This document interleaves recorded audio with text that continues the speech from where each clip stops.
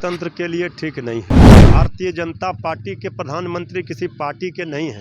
अपने रैली को फ्लॉप होते देख मुद्दे को ही मोड़ दिया। बीते दिनों प्रधानमंत्री नरेंद्र मोदी पंजाब दौरे पर गए थे और वहां पर उनकी सुरक्षा में गंभीर चूक हुई, जिसके बाद सियासत गरमाई। प्रधानमंत्री वापस लौटते लौटते एयरपोर्ट पे अधिकारियों को ये कह कर आए कि अपने सीएम को कहना मैं जिंदा लौट गया। उसके बाद पंजाब के सीएम ने भी आके कहा कि जो उनकी रैली थी उसमें 700 कुर्सियां लगाई गई थी, लेकिन 70 लोग पहुंचे थे।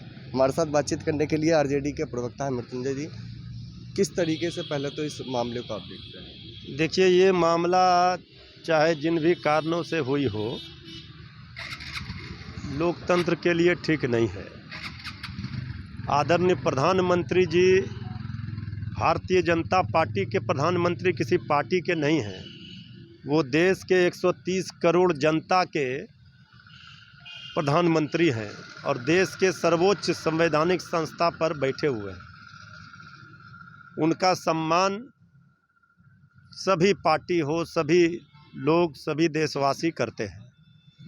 लेकिन जिस तरह से आदरणीय प्रधानमंत्री जी ने अपने रैली को फ्लॉप होते देख पूरे घटनाक्रम को, मुद्दे को ही मोड़ दिया, ये उनकी कला है।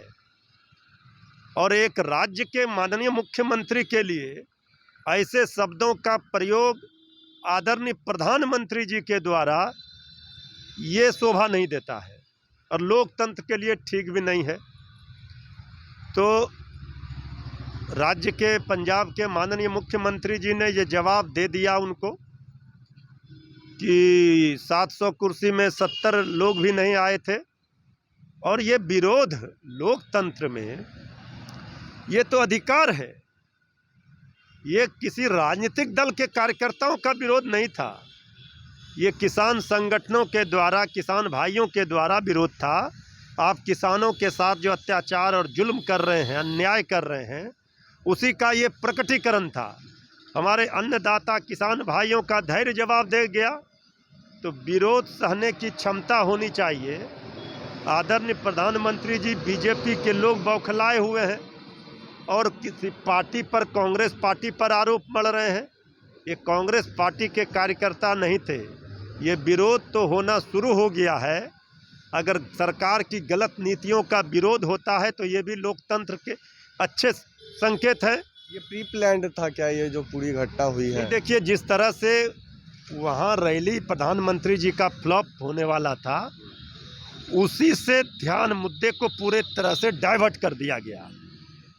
और आज चर्चा उस पर नहीं हो रही है, चर्चा हो रही है।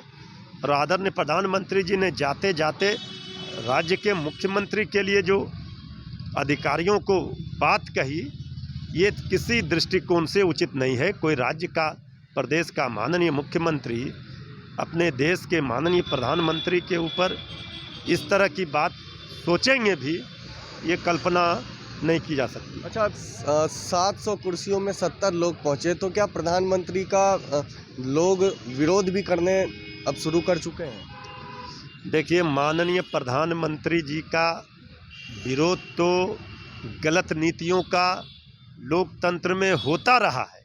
यही लोकतंत्र की खूबसूरती है।